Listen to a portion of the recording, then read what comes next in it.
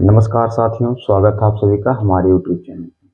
दोस्तों, आज यहाँ पर देखेंगे क्लास 10 पार्ट 10 रसायन विज्ञान का, अर्थात कक्षा 10 रसायन विज्ञान का आज पार्ट 10 देखेंगे। इसमें आज हम पढ़ेंगे ऊष्माक्षेपी अभिक्रिया, जिसको अंग्रेजी में एक्जोथर्मिक रिएक्शन भी बोलते हैं। क्या बोलते हैं? एक्जोथर्मिक रिएक्शन बोलते हैं। अब इसमें यह है, इसकी परिभाषा की अगर बात करें तो वह रासायनिक अभिक्रिया जिनके फलस्वरूप ऊष्मा उत्पन्न होती है ऊष्माक्षेपी अभिक्रिया कहलाती है। अर्थात आपने देखा होगा कि जब एग्जाम्पल के लिए आपने देखा होगा कि जब एक छोटा सा टुकड़ा ले लेते हैं, छोटा सा टुकड़ा किसका? चूना का टुकड़ा, ठोस चूना हो, यानी कि बिना बुझा हुआ चूना, कैल्शियम ऑक्साइड जिसको बोलते हैं। ठीक है दोस्तों, उसको जब हम जल में डालेंगे, एक गिलासा ले लें या लोटा ले लें, उसमें जब हम उस चूने को, ठीक है, चूने के टुकड़े को जल में डालेंगे तो वहां पर देखेंगे कि पानी ठंडा ही क्यों ना रहे, लेकिन पानी में अचानक से बुलबुले से निकलना शुरू हो जाएंगे धीरे धीरे। और एक समय ऐसा आएगा कि बहुत तेज जैसे उबलने लगेगा। तो वहां पर जो उबल रहा है, किसके कारण उबल रहा है? वो ऊष्मा के कारण उबल रहा है। ठीक है दोस्तों, तो जो ऊष्मा, उसमें से ऊष्मा निकलती है। क्या निकलती है दोस्तों? उसमें से ऊष्मा निकलती है, गर्मी निकलती है। तो इसी अभिक्रिया को क्या कहते हैं? ऊष्माक्षेपी अभिक्रिया कहते हैं। वह रासायनिक अभिक्रिया जिसमें, ठीक है, वह रासायनिक अभिक्रिया जिसके फलस्वरूप क्या उत्पन्न होता है? ऊष्मा उत्पन्न होता है या ऊष्मा निकलती है, अर्थात जिसको कहते हैं गर्मी या हीट निकलती है, उसी को ही, उस प्रकार की अभिक्रिया को ही क्या कहते हैं? ऊष्माक्षेपी अभिक्रिया कहते हैं। तो इसमें बहुत सारे एग्जाम्पल हैं, तो दो तीन जो भी हो सकता है कुछ लेकर एग्जाम्पल चलते हैं, फिर देखते हैं कि क्या होता है। ठीक है, अब इसमें से पहला एग्जाम्पल आपका लेकर चलेंगे मेथेन। जब मेथेन को ऑक्सीजन की उपस्थिति में जलाया जाए, मेथेन गैस को ऑक्सीजन गैस की उपस्थिति में क्या किया जाए साथियों? जलाया जाए, तो वहां पर बनेगा आपका कार्बन डाइऑक्साइड गैस बनेगा और H2O जल बनेगा। ठीक है दोस्तों, कार्बन डाइऑक्साइड और क्या बनेगा? जल बनेगा। तो यहां पर चलिए देखते हैं, पेपर में पूछ भी सकता है। इसमें देखिए क्या है साथियों, यहाँ पर है कि जब मेथेन यानी कि CH4 जो आपका गैस होता है, इसका नाम क्या है साथियों? मेथेन है। क्या नाम है इसका? मेथेन नाम है। इसको जब क्या किया जाए? ऑक्सीजन की उपस्थिति में जलाया जाए, क्रिया किया जाए। ठीक है, ऑक्सीजन के साथ क्रिया, ऐसे हम कहें कि मेथेन ऑक्सीजन के साथ क्रिया करके, यह आपका O2 गैस ऑक्सीजन गैस है, ये क्या है? आपका ऑक्सीजन है, ये आपका ऑक्सीजन है। मेथेन ऑक्सीजन के साथ क्रिया करके क्या बनाता? आपका मेथेन ऑक्सीजन के साथ क्रिया करके साथ में बनाएगा आपका CO2 कार्बन डाइऑक्साइड और H2O। क्या बनाएगा? आपका CO2 बनाएगा दोस्तों, और CO2 अर्थात कार्बन डाइऑक्साइड जो आपका गैस होता है, और इसके अलावा H2O बनाएगा, अर्थात जल बनाएगा। जल आपका क्या होता है? लिक्विड होता है। प्लस क्या इसमें से निकलेगा साथियों? ऊर्जा निकलेगा। क्या निकलेगा? आपका ऊर्जा निकलेगा। वैसे कहीं कहीं समीकरण में कितना कैलोरी ऊर्जा निकलता है, किलो कैलोरी ऊर्जा निकलता है, तो हालांकि ये सब पेपर में नहीं पूछा जाता है, ये सब हाई लेवल पे पूछा जाता है कितना कैलोरी निकलेगा। आप लोगों का कक्षा 10 में केवल क्या पूछ सकता है? समीकरण ही पूछ सकता है कि ऊष्माक्षेपी क्रिया किसे कहते हैं। इसका एक एग्जाम्पल दीजिए, एक उदाहरण के माध्यम से समझाइए। तो आप इस प्रकार से उदाहरण दे सकते हैं कि आपका है कार्बन डाइऑक्साइड, ये है आपका कार्बन डाई ऑक्साइड। ओके, और यहाँ पर दूसरा एग्जाम्पल देखते हैं। इसी प्रकार से साथियों आप लोगों का है दूसरा एग्जाम्पल। दूसरा एग्जाम्पल आपका है कि जब वही बिना बुझा हुआ चूना कैल्शियम ऑक्साइड को ऑक्सीजन के साथ क्रिया कराते हैं, यानी कि बिना बुझा हुआ चूना को जब जल में डालते हैं तो कैल्शियम हाइड्रोक्साइड बनाता और क्या निकलता? उसमें से ऊष्मा निकलता है। तो यहाँ पर है ये बिना बुझा हुआ चूना CaO। ये आपका क्या रहता है? ठोस रहता है। इसका नाम क्या है साथियों? इसका नाम है कैल्शियम। इसका नाम है कैल्शियम ऑक्साइड। कैल्शियम ऑक्साइड है। और इसको जब H2O जल में मिलाया जाता है, लिक्विड, इसको जब जल में मिलाते हैं साथियों, तो ये आपका रिएक्शन करता है जल के साथ और क्या बनाता है? CaOH, CaOH2 बनाएगा, जो आपका एक्वस जलीय विलयन के रूप में रहेगा। कैसा रहेगा? जलीय विलयन, यानी कि जल में घुला हुआ रहेगा, यानी कि वो अलग हो जाएगा और जल अलग हो जाएगा, नहीं ऐसा नहीं होगा। ये जल में पूरे तरीके से घुला हुआ होगा। आप लोगों ने दीवार पर पुट्टी पोतते हुए या चूने की पुताई करते हुए कभी न कभी जरूर देखा होगा, वही चीज रहता है जो जल में पूर्ण रूप से क्या होता है? घुला रहता है। और इसके अलावा इसमें से क्या निकलेगा साथियों? आपका ऊष्मा निकलेगा। ऊष्मा अर्थात ऊर्जा निकलेगा। ऊर्जा निकलेगा, या फिर हम ऊष्मा, इसी ऊर्जा को ही हम ऊष्मा कह सकते हैं। ये ऊष्मा कहिए, ऊर्जा कहिए, या फिर इसको हम ऊष्मा कहते हैं। क्या कहते हैं? ऊष्मा कहते हैं। ओके, ये आपका हो गया। इस प्रकार से आप इस एग्जांपल को दे सकते हैं। आपका क्या है? कैल्शियम हाइड्रोक्साइड है। ये आपका है कैल्शियम हाइड्रोक्साइड, हाइड्रा ऑक्साइड।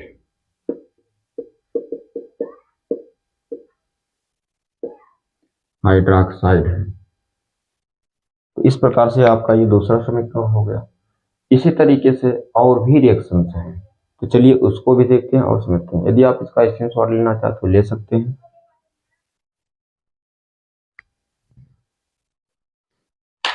चलिए देखते हैं आगे। हाँ, एक बात की और चर्चा कर दें साथियों, यदि आप लोग इसे समीकरण बनाना नहीं जान पाते हैं तो दिक्कत की कोई बात नहीं है। आप समीकरण, आप जाइए पार्ट 1 देखिए। पार्ट 1 में इसी वीडियो में लिंक डिस्क्रिप्शन में मिल जाएगा। आप वहां पर पार्ट 1 देखिए। पार्ट 1 में हमने कुछ तत्वों की संयोजकताएं बताई हैं और इसके बाद वहां पर यह बताया है कि तत्व आपस में मिलकर के सूत्र का निर्माण कैसे करते हैं। तो जैसे यहाँ पर देखिए, यहाँ पर ये सब आपस में जब मिलेंगे तो सीधा सीधा क्या बन जाएंगे? कैल्शियम हाइड्रोक्साइड बन जाएंगे, कुछ नहीं बचेगा। तो इसी प्रकार से मेथेन ऑक्सीजन के साथ क्रिया करके क्या बना रहा है? CO2 बना रहा है। अर्थात यहाँ से C अलग हो रहा है और यहाँ से ऑक्सीजन अलग हो रहा है। दो ऑक्सीजन है, एक ऑक्सीजन को ले लिया और एक कार्बन। इस प्रकार से आपस में संयोग करके कार्बन डाइऑक्साइड बना लिया और यहाँ से फिर H बचा। H यहाँ से फिर एक ऑक्सीजन को ले लिया और क्या बन गया? जल बन गया। तो इस प्रकार से आपस में संयोग करके क्या बन गया? H2O बन गए। अब इसके बाद तीसरा एग्जाम्पल देखते हैं। तीसरे एग्जाम्पल में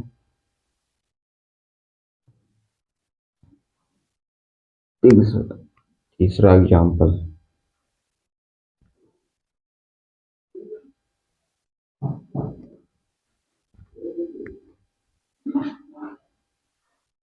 चलिए तीसरा एग्जाम्पल, अगर तीसरे एग्जाम्पल की बात करें तो तीसरा एग्जाम्पल यहाँ पर देखें कि जब एल्युमिनियम, ठोस एल्युमिनियम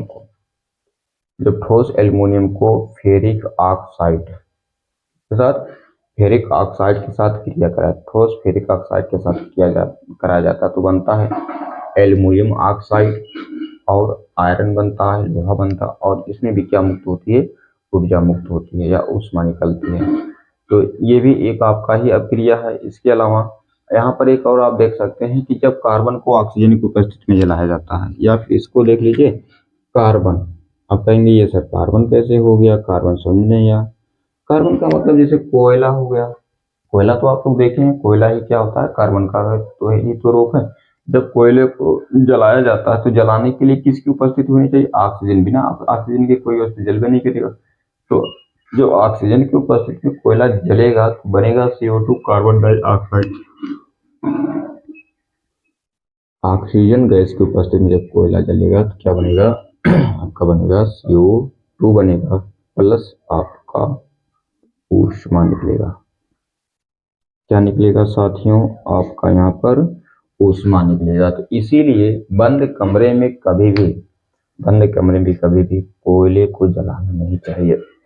कोयले को हमेशा खुले में जलाना चाहिए, क्योंकि कोयले के अंदर से जो निकलने वाला धुआं होता है, CO2 होता है, कार्बन डाइऑक्साइड होता है, जो कि विषैला गैस ही होता है। तो यदि आप उसको जला रहे हैं, बंद कमरे में जला रहे हैं, तो कार्बन डाइऑक्साइड में आपका क्या करेगा, गूंजता रहेगा। और एक समय ऐसा आएगा कि जब पूरा कमरा कार्बन डाइऑक्साइड से भर जाएगा, तो वहां पर आपको सांस लेना मुश्किल हो जाएगा, आपका दम घुटने लगेगा, और बहुत अधिक समय तक इस प्रकार से रहने से आपके लिए जानलेवा भी हो सकता है। तो सावधान रहिएगा, कभी भी बंद कमरे में कोयला को ना जला करके रखिएगा। कोयले को हमेशा खुले में जलाना चाहिए, या खिड़की उड़कियां जरूर होने चाहिए घर में। जैसे ठंडी के मौसम में कुछ लोग कहते हैं आप कोयला जला ले, बहुत अच्छा आग होता है, ताप बन जाएगा, तापेंगे बहुत देर तक, ठंडी नहीं लगेगी। तो बंद कमरा नहीं, खुला होना चाहिए, ताकि हवा आ जा सके। ठीक है साथियों, तो इस प्रकार से ये आपका हो गया एक समीकरण। अब इसमें चलिए हमने जो चर्चा किया था, किसका चर्चा किया था, एल्युमिनियम। जब सॉलिड एल्युमिनियम को, ये है आपका एल्यूमिनियम,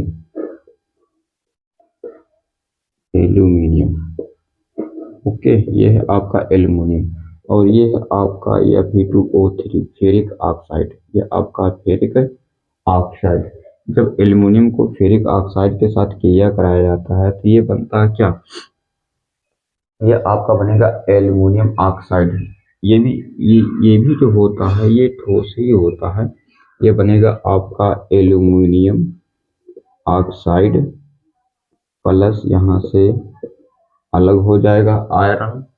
ठीक है, फेरिक, देखिए ये आयरन ही है। आयरन को क्या कहें, ये आयरन जो शब्द है वो फेरम शब्द से लिया गया है, और फेरम इसका लैटिन शब्द है। और फेरम फेरम को ही क्या पढ़ा जाता है, फेरिक या फिर फेरस पढ़ा जाता है, जबकि इसकी संयोजकताएं अलग अलग होती है। तो जब F की संयोजकता Fe की संयोजकता यानी कि आयरन की संयोजकताएं 2 होती है, तो हाँ, जब Fe की संयोजकताएं कम होती है तो फेरस, और जब अधिक होता है तो फेरिक पढ़ा जाता है। तो इस प्रकार से, ठीक है, तो यहाँ पर ये बनेगा Fe प्लस क्या निकलेगा आपका, साथ है यहाँ पर आपका निकलेगा ऊष्मा निकलेगा। क्या निकलेगा, ऊष्मा निकलेगा। अब यहाँ पर अगर बैलेंस करने के बाद एल्युमिनियम एक बार है, तो यहाँ पर एल्युमिनियम 2 बार हो गया। अच्छा, ये कहेंगे कि ये एल्युमिनियम 2 बार क्यों हो गया। देखिए यहाँ पर अगर हम चर्चा करें एल्युमिनियम की संयोजकता होती है 3, और ऑक्सीजन की संयोजकता होती है 2। तो अब एल्युमिनियम का गुणा करेंगे 2 से, और ऑक्सीजन का गुणा करेंगे 3 से। अब एल्युमिनियम ये 2 बार हो गया, यानी कि एल्युमिनियम कितना बार हो गया, 2 बार हो गया, ऑक्सीजन 3 बार हो गया, ये हो गया आपका। ठीक है, इस प्रकार से क्या बन गया, Al2O3 बन गया। इसी प्रकार से ये फेरिक ऑक्साइड भी इसी प्रकार से बना है। ये जो आपका फेरिक ऑक्साइड है,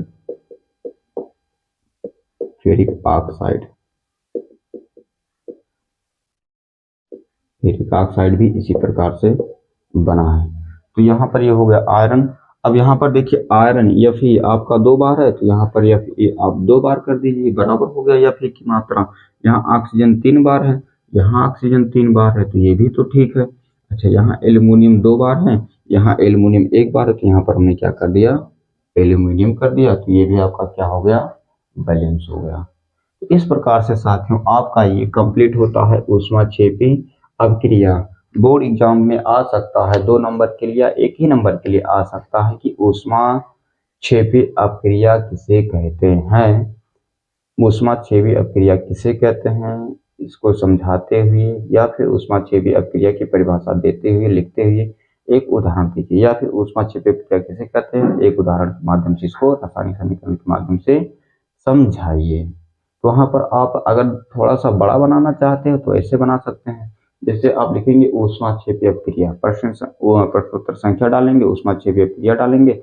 अब इसके बाद इसमें लिखेंगे वह रासायनिक अभिक्रिया जिसके फलस्वरूप ऊष्मा उत्पन्न होती है, उसी को क्या कहते हैं, ऊष्माक्षेपी अभिक्रिया कहते हैं। तब यहाँ पर आप देख सकते हैं कि जब कार्बन को ऑक्सीजन की उपस्थिति में जलाते हैं, तो उदाहरण लिखेंगे, उदाहरण में डालेंगे, जब कार्बन को ऑक्सीजन की उपस्थिति में जलाया जाता है तो कार्बन डाइऑक्साइड और आपका ऊष्मा उत्पन्न होता है, फिर उसी को कार्बन, ठीक है, ये कार्बन का संकेत दिखा दीजिए, ऑक्सीजन की उपस्थिति में जलाया जाता तो ऑक्सीजन दिखा दीजिए, एरो का तीर, अभिक्रिया का तीर दिखा दीजिए, और इसके बाद क्या दिखा दीजिए, कार्बन डाइऑक्साइड प्लस उष्मा दिखा दीजिए, आपका कंप्लीटली नंबर 1 या 2 नंबर जो भी रहेगा आपका वो मिल जाएगा। तो इस प्रकार से आप बहुत ही बेहतर तरीके से कॉपी को लिख सकते हैं। तो ठीक है, मिलते हैं दोस्तों। यदि हाँ, इसके पहले एक सूचना है, यदि आप चैनल पर नए हैं तो चैनल को सब्सक्राइब कर लीजिए, और वीडियो पसंद आया तो लाइक जरूर करें। चैनल पर नए हैं तो चैनल को सब्सक्राइब जरूर कीजिएगा, भूलिएगा मत, ठीक है। और आपके दोस्त हैं, यदि उनको केमिस्ट्री नहीं आता तो हमारे इस चैनल के बारे में, इस वीडियो के बारे में उनसे शेयर कीजिए, ताकि वो भी यहाँ हमारे चैनल पर आकर के उसको सीख सकें और अच्छे से समझ सकें। मिलते हैं दोस्तों नेक्स्ट वीडियो में। नेक्स्ट वीडियो में देखिए ऊष्माक्षेपीय अभिक्रिया या फिर उदासीनीकरण अभिक्रिया भी लेकर आएंगे, जो 1 नंबर में पूछा जा सकता है। तब तक के लिए नमस्कार, जय हिंद।